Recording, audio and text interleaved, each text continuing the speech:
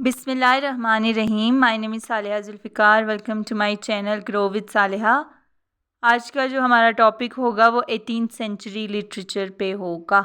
I am sorry, not literature, novel पे होगा, क्योंकि 18th सेंचुरी लिटरेचर में मैं वीडियो बना चुकी हूँ, उस पर एक वीडियो बनी हुई है।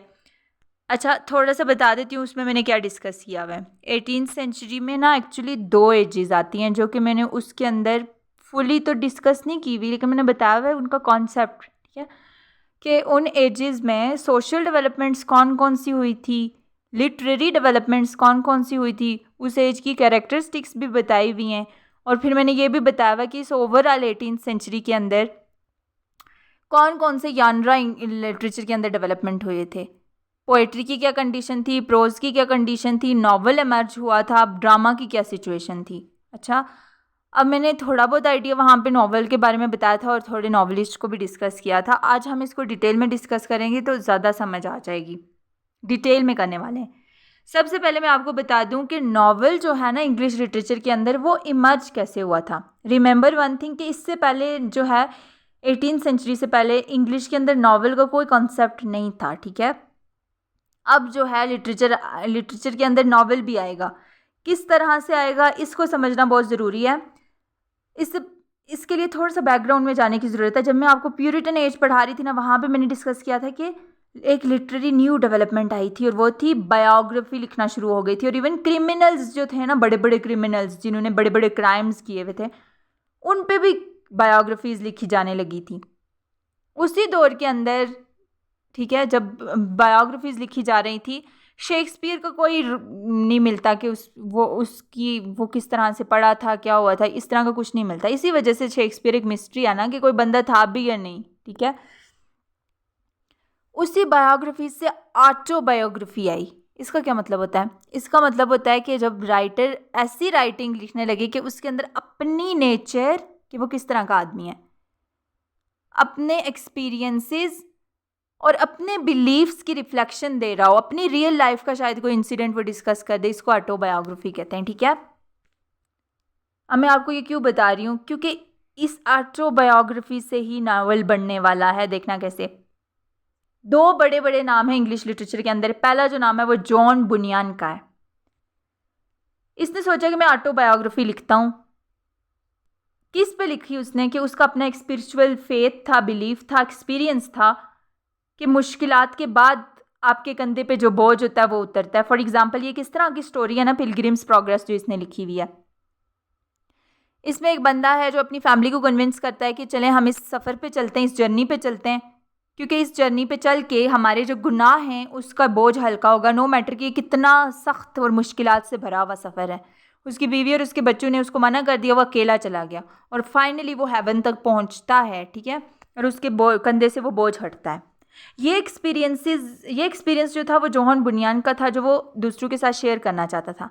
जब उसने ये स्टोरी लिखना शुरू की ना, पिलग्रिम्स प्रोग्रेस, ये वर्क लिखने लगा, उसने सोचा मैं एक एलिगरी लिख रहा हूँ। You know the meaning of allegory? Allegory का मतलब होता है कि हिडन मीनिंग बताने की कोशिश करना किसी को, लाइक वो स्पिरिचुअल बिलीफ बताने की कोशिश कर रहा था। और उसने एलिगरी का मतलब होता है कि इसके अंदर जो बहुत सारे सिंबल्स यूज़ किए जाते हैं। देखिए, इसने जितने भी से स्टोरी के अंदर कैरेक्टर्स डिस्कस किए हुए, वो सारे किसी चीज़ को शो करते हैं। फॉर एग्जाम्पल, एक कैरेक्टर का नाम है हेल्प। हेल्प का मतलब होता है ना मदद करना। अब देखेंगे, जब ये सफ़र पे जा रहा था वहाँ पे इसको एक मुश्किल आई थी, इसने हेल्प हेल्प पुकारा था, तो एक बंदा आया था, उसका नाम हेल्प था। वहाँ से हम वो डिनोट करता है कि उसकी क्वालिटी डिनोट करती है उसका नाम, ठीक है। इस तरह से उसने नाम रखे हुए। तो वो जब एलिगरी लिखते लिखते वो ये भूल गया कि वो एलिगरी लिख रहा है। सच में नहीं भूल गया, बल्कि क्या हुआ कि एलिगरी तो वो लिख रहा था, सिंबल्स वगैरह यूज़ कर रहा था, लेकिन अब जो इससे पहले इंग्लिश लिटरेचर के अंदर इस तरह से कैरेक्टर्स डिस्कस नहीं हुए थे जैसे ये कर रहा था। इस तरह से एक स्टोरी से बहुत सारी स्टोरीज नहीं बनी थी, जो कि इससे पहले ऐसा नहीं हुआ था। इससे पहले ऐसा नहीं हुआ था कि रियल लाइफ, रियल एक्सपीरियंस के बारे में इस तरह से स्टोरी बना के रीडर को इंगेज किया जाए, ठीक है। प्लॉट, इसकी सेटिंग, इसकी कैरेक्टर्स, ये सारी चीज़ें एक नॉवल की रिफ्लेक्शन देने लगी, जिसके बाद लोगों को ये लगने लगा कि इंग्लिश लिटरेचर के अंदर ये पहला नॉवल है। हालांकि ये एक फिक्टिशियस नॉवल है, सारा कुछ फर्जी है, ठीक है, इसमें कोई रियलिटी नहीं छिपी हुई, लेकिन रियलिटी इस बेस पे है कि वो अपना असल का जो उसका खुद का एक्सपीरियंस था वो शेयर कर रहा था। ठीक है, तो इस वजह से जॉन बुनियान को पायनियर ऑफ इंग्लिश नावल कहा जाता है। मतलब कि ऐसा बंदा जिसने एक ऐसी राइटिंग लिखी हो कि जिसके बाद से लोग उसकी राइटिंग से इन्फ्लुएंस होके नावल लिखना शुरू कर दें।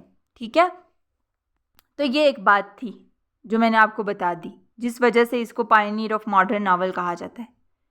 अब दूसरा बड़ा नाम है, इसको नावल कंसीडर किया भी जाता है, नहीं भी किया जाता। क्यों नहीं किया जाता? क्योंकि देखिए, नावल की डेफिनेशन मैं आपको पहले बता देती हूँ। ठीक है, नावल की डेफिनेशन क्या होती है कि नावल एक ऐसी स्टोरी होती है जो कि ह्यूमन पे लिखी जाए, ह्यूमन के इमोशंस पे लिखी जाए, ह्यूमन का हार्ट दिखाए, उसके सेंटिमेंट्स दिखाए और रियल लाइफ सेटिंग्स हो, जो असल में ज़िंदगी में हो रहा है उस तरह की सिचुएशन हो, उस तरह की सेटिंग हो, उस तरह के लोग हों, उस तरह की सिचुएशंस हों। ये होता है नावल, जिसका थीम जो है वो हार्डशिप्स, चैलेंजेस हों, इमोशंस पे बेस्ड हो, इंसान को चैलेंज फेस करें इस तरह से। लेकिन जब हम पिलग्रिम्स प्रोग्रेस को देखते हैं तो इस तरह की कोई भी कैरेक्टरिस्टिक्स हमें नहीं मिलती कि ह्यूमन की रियलिटी को जो डिस्कस करो। ये रियल में तो ऐसा नहीं होता, ऐसा कोई जर्नी होता है, लेकिन ये एक अलिगरी ज़्यादा है और नावल कम है। हाँ, इसके जो कैरेक्टर्स की इंगेजमेंट है आपस में, प्लॉट कंस्ट्रक्शन है, सेटिंग है, ये एक ऐसी तरतीब और ऑर्गेनाइजेशन है इस स्टोरी की कि जो इसको नावल की लुक देता है। ठीक है, नावल की डेफिनेशन ज़हन में रखना जो मैं आपको बता चुकी हूँ ऑलरेडी। डैनियल डफो था एक originator of the modern novel consider किया जाता है। वो तो पायनियर था, ये ओरिजिनेटर मतलब कि इसने पहला नावल लिखा है।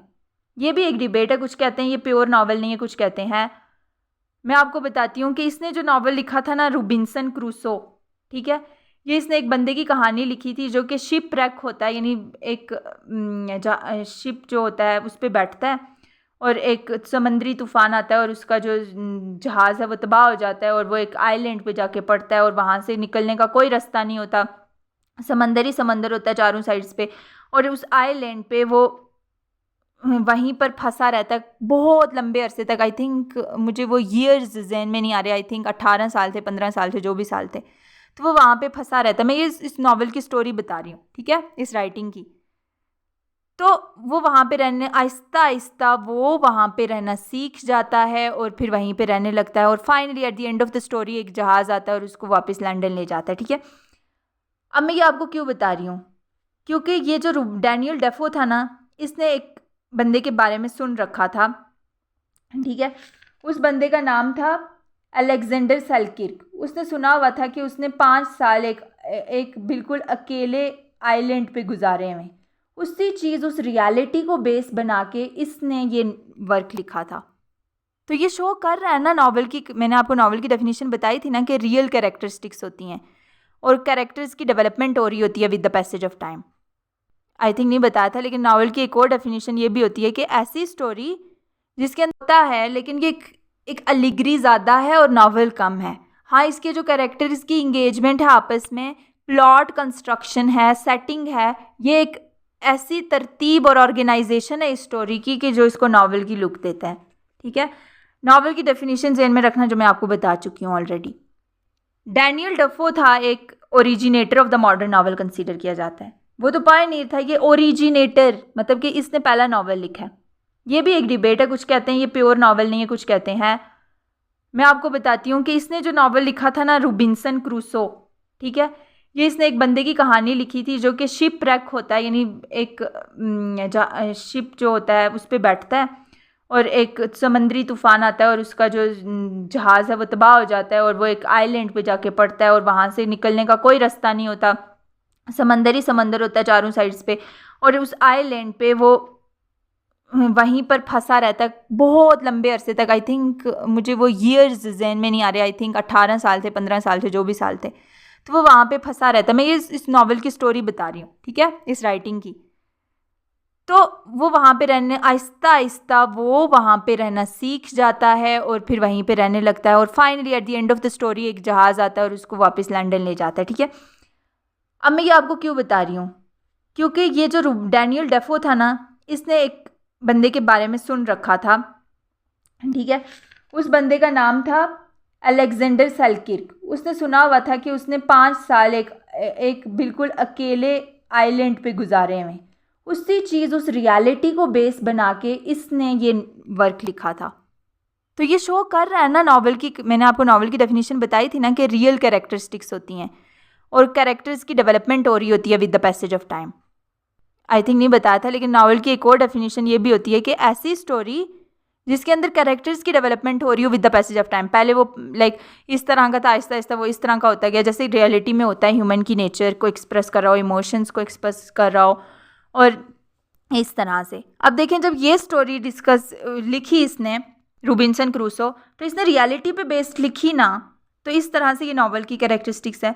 दूसरी क्या थी, पहले वो आइलैंड पे बिल्कुल अकेला पड़ा होता है और उसको कुछ समझ नहीं आ रहा होता वो क्या करे, but with the passage of time वो सीख जाता है, वहाँ पे सब्जियाँ उगाता है, वहाँ पे अपना घर बनाता है लकड़ी का, पानी लाता है और सारा कुछ सर्वाइवल वाली जितनी भी चीज़ें हैं, उसको बाइबल वहाँ पे मिलती है, वो अपने आप को इम्प्रूव करता है और with the passage of time वो एक अलग इंसान बन जाता है। तो ये जो कैरेक्टरिस्टिक्स थी, और ये स्टोरी रियलिटी पे बेस्ड थी, कैरेक्टर्स थे, फ्राइडे भी यहाँ पे एक कैरेक्टर है, प्लॉट भी है इस स्टोरी का, तो इस वजह से इसको कहा जाने लगा कि ये क्या है, नॉवल है। लेकिन फिर कुछ लोग डिबेट करते हैं कि ये नॉवल नहीं है। अब वो लोग क्यों कहते हैं, क्योंकि ये जो है फिक्टिशियस, इसकी सेटिंग्स तो ठीक है, रियल सेटिंग्स हैं, लेकिन फिक्टिशियस कैरेक्टर्स हैं, फिक्टिशियस इवेंट्स हैं, एडवेंचर है ये। मेन इंपॉर्टेंट बात की कि एक एडवेंचर क्या होता है कि एक ऐसा सफ़र जिस पे एक बंदा बहुत ज़्यादा हार्डशिप्स जो है वो फेस करता है, तो है ना ये एक एडवेंचर। तो ये नॉवल कैसे हो सकता है कि ये एक एडवेंचर है, तो या तो एडवेंचर होगा या नॉवल होगा। तो ऑब्वियसली एडवेंचर तो सामने दिख रहा है, जिसमें न्यू एक चीज़ें एक्सप्लोर करने के लिए कोई जर्नी हो जो चैलेंजेस से भरा हुआ हो, तो था ना ये एक जर्नी जो चैलेंजेस से भरा हुआ था, तो ये एडवेंचर हुआ ना।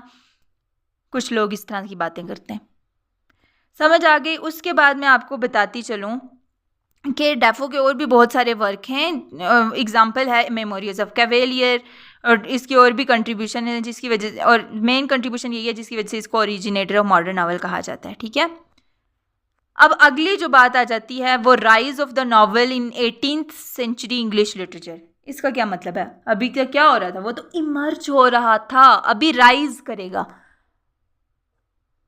कुछ लोग तो ये कहते हैं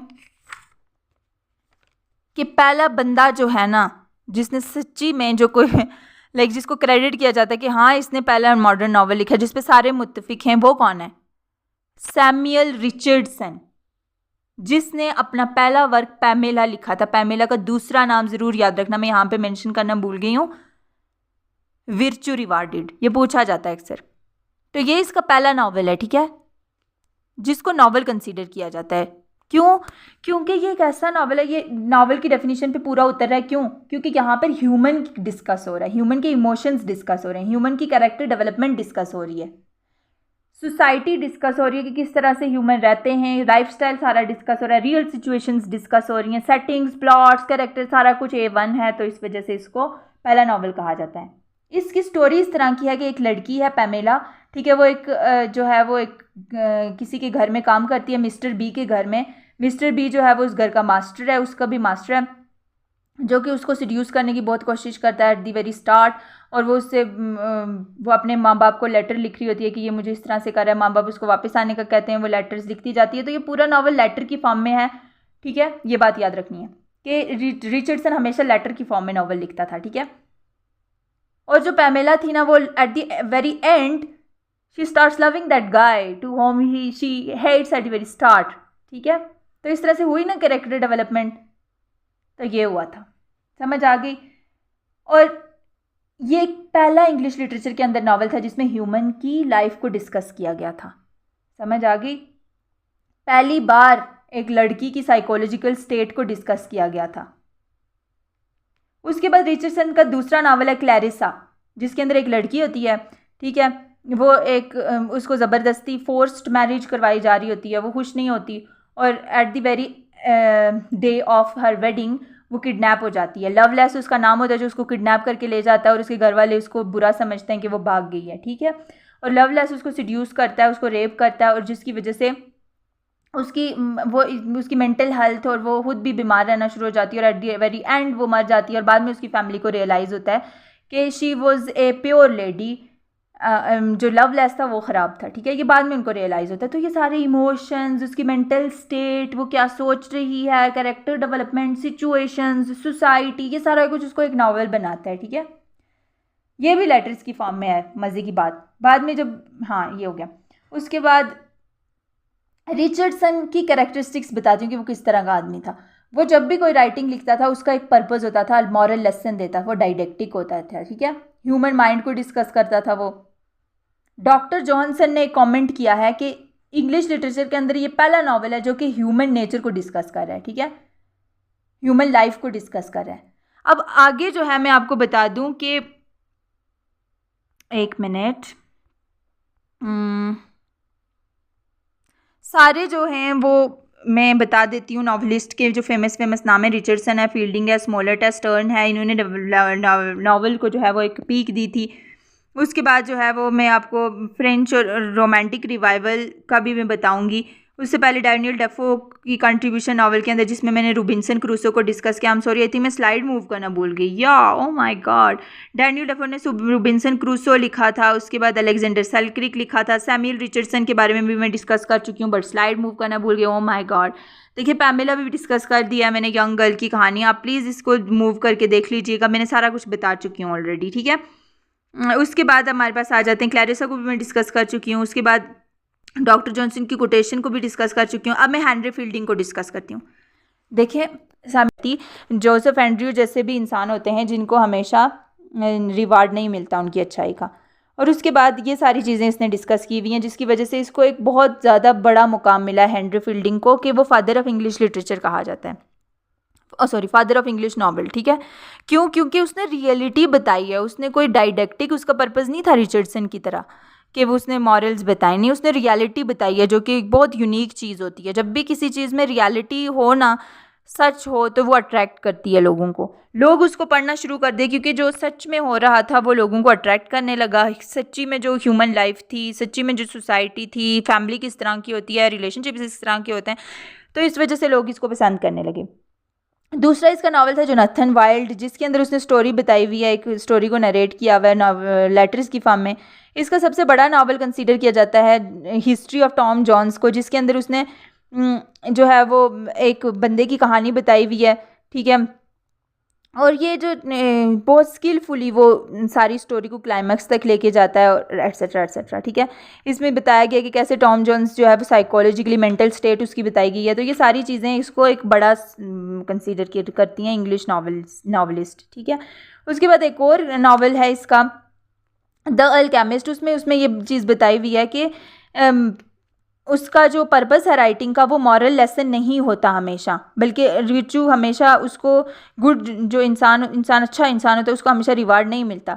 और उसने ये भी बताने की कोशिश की है कि अगर आप अच्छाई करते हैं तो इसलिए ना करें कि मुझे इसके बदले, नेकी के बदले कुछ मिलेगा, बल्कि आप इसलिए करें कि आपका नफ्स इस तरह का होना चाहिए कि आप जब भी कोई अच्छा काम करें तो आपको पर्सनल सेटिस्फेक्शन होना चाहिए। That is called reward, that is not reward कि आपको मटीरियलिस्टिकली कोई चीज़ मिले, ठीक है। तो इस तरह से ये बताने की कोशिश किया, जो कि बहुत अच्छी बात है अल्केमिस्ट के अंदर। फील्डिंग का लास्ट नावल है एमेलिया। उसमें स्टोरी बताई हुई है कि एक अच्छी वाइफ होती है और उसके साथ उसका जो हस्बैंड होता है वो अच्छा नहीं होता। तो ये एक माइल्डर टोन में लिखी गई कहानी है, जिसमें ये बताया गया, हेनरी फील्डिंग ने ये बात, जो नावल है ये बहुत सॉफ्ट हार्टेड वे में लिखा हुआ है, जो कि उसकी नेचर को शो करता है, ठीक है। तो ये सारी चीज़ें थी जो फील्डिंग के बारे में थी। अब हम ये टॉम जॉन्स, फील्डिंग सारा कुछ डिस्कस कर लिया।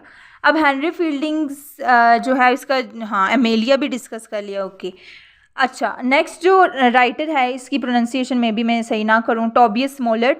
इसने क्या किया था, ये भी फील्डिंग की तरह पिकर इसकी नावल लिखता था, यानी लेटर्स की फॉर्म में नावल लिखता था। लेकिन क्या होता था कि इस पर ज़्यादा एडवेंचर्स होते थे इसके नावल्स में। और दूसरी बात कि ये इसके जो नावल्स होते थे इनमें ये ह्यूमरस वे में लिखता था, और ये जो थे हॉरर बेस्ड होते थे, और क्रिमिनल्स होते थे इसके नावल्स में, एग्जेजरेटेड कैरेक्टर होते थे, एक्सेंट्रिक कैरेक्टर्स होते थे। और इसका जो फेमस नावल है, बस नावल है, वो रैड्रिक रैंडम है, ठीक है। इसमें जो हीरो है वो बहुत सारे एडवेंचर्स की सीरीज़ को वो उससे रिलेट करते हैं। नेक्स्ट उसका जो नावल है वो पेरिग्राइन पिकल है, जिसमें वो डिस्कस करता है कि रस उसके जो बुरे एक्सपीरियंसेस होते हैं सी के, यानी समंदर में जो बुरे एक्सपीरियंसेस होते हैं। इसी तरह से एक और नावल इसने लिखा था हैम्फ्री क्लिंकर, जिसमें उसने डिस्कस किया था एक फैमिली को, फ़नी फैमिली को, उनके फ़नी सीन्स को, ठीक है। तो ये एक्सेंट्रिक कैरेक्टर एग्जेजरेशन लाता था अपने कैरेक्टर्स के अंदर, सिचुएशंस के अंदर, हर बार चीज़ों को डिस्कस करता था।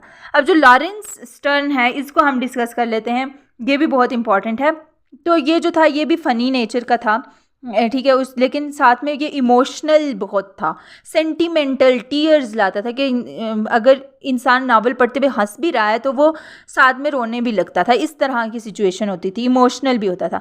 फॉर एग्जांपल इसका जो बेस्ट नावल है वो ट्रिस्टम शैंडी है और a sentimental journey through France and Italy. अब अगर ट्रिस्टम शैंडी आप पढ़े ना, इतना ज़बरदस्त नावल है, इसके अंदर इतनी ट्रेजिडीज़ होती हैं ट्रिस्टम शैंडी के साथ, लेकिन इस तरह की ट्रेजिडीज़ होती हैं ना कि बंदे को हंसी आ जाती है, इमोशनल भी है लेकिन हंसी भी। आप इसको पढ़ें आपको खुद समझ आ जाएगी। उसके बाद दूसरा है जो sentimental journey through France and Italy, ये भी बहुत ज़्यादा फेमस है। इसके अंदर शैंडी ने जो है वो फैमिली को डिस्कस किया हुआ है, जिसके अंदर उनके एक्सेंट्रिक एक्सपीरियंसेस को डिस्कस किया हुआ है। सेंटिमेंटल जर्नी के अंदर इसने एडवेंचर्स, ट्रैवल, फिक्शन, सारी चीज़ों को कंबाइन करके एक राइटिंग लिखी हुई है, जिसमें उसने सेंटिमेंट्स जो लाइफ से रिलेटेड सिचुएशंस होती हैं उनको डिस्कस किया हुआ है। सारे नॉवेल्स जो हैं वो फर्स्ट पर्सन में लिखे गए हैं, लाइक वो खुद बयान कर रहा हो, इस तरह से फर्स्ट पर्सन नैरेटिव है इसका, ठीक है। उसके बाद एक और इसकी कैरेक्टरिस्टिक्स मैं बताती हूँ इसकी राइटिंग्स की, कि ये स्ट्रीम ऑफ कॉन्शियसनेस को, like not stream of consciousness exactly, जब वो लिखता था ना तो अगर एक सीन डिस्कस कर रहा है तो एकदम से दूसरा डिस्कस करने लगता था, और जो कि बिल्कुल अनरिलेटेड होता था, रेलेवेंट ही नहीं होता था, ठीक है। तो इस तरह से ये स्ट्रीम ऑफ कॉन्शियसनेस जैसी सिचुएशन को डिस्कस करने लगता था। मतलब उस तरह की, आपको पता है ना स्ट्रीम ऑफ कॉन्शियसनेस वो होती है कि एक बात करने लगो और वहीं से दूसरी ऐसी बात सोचने लगो जो कि पास्ट में हुई थी या फिर फ्यूचर में होगी या कुछ और, जैसे हमारे दिमाग में चलता रहता है, हम किसी सिचुएशन के बारे में सोच रहे हो एकदम से कुछ और सोचने लगे। तो इस तरह की स्ट्रीम ऑफ कॉन्शियसनेस साइकोलॉजी इसने डिस्कस की हुई। ओके, अब देखते हैं हम नेक्स्ट जो सेंटिमेंटल जर्नी, ये ठीक हो गया। उसके बाद ओलिवर गोल्डस्मिथ की कंट्रीब्यूशन देखते हैं। इसको क्यों इंग्लिश लिटरेचर के अंदर इतना बड़ा नाम मिला हुआ है? इसलिए क्योंकि इसने जो राइटिंग्स लिखी थी ना, इसने जो इसका बस्ट नावल हम डिस्कस कर लेते हैं, और फर्स्ट नावल विकर ऑफ वेकरफील्ड, ठीक है। ये बस्ट नावल कंसीडर किया जाता है इंग्लिश लैंग्वेज के लिहाज से, क्यों? क्योंकि इसके अंदर इसने डोमेस्टिक लाइफ को डिस्कस किया हुआ है कि जो सच में होती है, ठीक है, जो मतलब घरेलू ज़िंदगी होती है, जिस तरह से फैमिली वैल्यूज़ को डिस्कस किया हुआ है, फैमिली सेंटिमेंट्स को डिस्कस किया हुआ है, ट्रेडिशंस को डिस्कस किया हुआ है, जो फैमिली को बस डिस्कस किया हुआ है। उसके बाद इसने इसके अंदर ये शो किया हुआ है कि इंसान की ज़िंदगी में बहुत ज़्यादा चैलेंजेस होते हैं, लेकिन अगर वो गॉड पे यकीन रखता है, गॉड पे फेथ हो, तो वो सारा ओवरकम कर सकता है। उसने गॉड के फेथ के बारे में डिस्कस किया हुआ है, फैमिलीज़ के बारे में डिस्कस किया हुआ है कि फैमिली वैल्यूज़ क्या होती हैं, उनका लव कितना ज़रूरी होता है, एट्सेट्रा, ठीक है। अगर हम इसको सम अप करें ना, इस लाइक 18th सेंचुरी नावल को, तो हमें पता चलता है कि इन सब का एक रोल है। फॉर एग्जाम्पल डैनियल डेफो की अगर मैं बात करूं, जिसको सच में ओरिजिनेटर ऑफ मॉडर्न नॉवल कहा जाता है, जिसने रॉबिन्सन क्रूसो लिखी थी, तो उसने एक रियलिस्टिक टच दिया था, क्योंकि उसने एक सच्चे आदमी की, सेल्किर्क नामी एक शख्स की, अलेक्जेंडर सेल्किर्क नामी एक शख्स की, जिसने सच में 5 साल गुजारे थे आयरलैंड के अंदर अकेले, उस रियलिज्म को डिस्कस किया हुआ उसने अपनी स्टोरी के अंदर, ठीक है, रॉबिन्सन नामी एक शख्स से। उसके बाद रिचर्डसन जो है वो किस लिए फेमस है कि वो ह्यूमन हार्ट को डिस्कस करता था, जैसे पैमेला क्लैरिसा इसने लिखे हुए। फील्डिंग क्यों फेमस है, हेनरी फील्डिंग, क्योंकि वो क्या करता था, ह्यूमरस वे में अपनी ही फूलीज पे सब हंसने लगे, ये चीज़ उसके अंदर टैलेंट थी। स्मॉलेट क्या था कि ऐसे कैरेक्टर्स इंट्रोड्यूस कराता था, वो एक्सेंट्रिक, पागल से एग्जेजरेटेड कैरेक्टर्स दिखाता था, ओवर ड्रामेटिक। स्टर्न जो था वो सेंटिमेंटलिज्म की वजह से बहुत मशहूर है। आप इसका वर्क जब पढ़ेंगे ना, ट्रस्ट मी ट्रिस्टम शैंडी, तो आपको हंसी भी आएगी और आपको रोना भी आएगा, ठीक है। ये इस तरह की सिचुएशन थी, आप इसको ज़रूर पढ़ें, इट्स द बेस्ट नावल है वो, आई थिंक बहुत मज़े का। उसके बाद आ जाता है गोल्डस्मिथ। ये क्यों फेमस है? क्योंकि इसने प्योरिटी ऑफ डोमेस्टिक लाइफ बताई हुई है, डोमेस्टिक लाइफ की रियलिज्म को डिस्कस किया हुआ है। सो ये था थोड़ा बहुत अबाउट 18th सेंचुरी नावल, थोड़ा बहुत नहीं, बहुत ज़्यादा डिस्कस किया और बहुत डीपली। आई होप समझ आएगी। Thank you so much.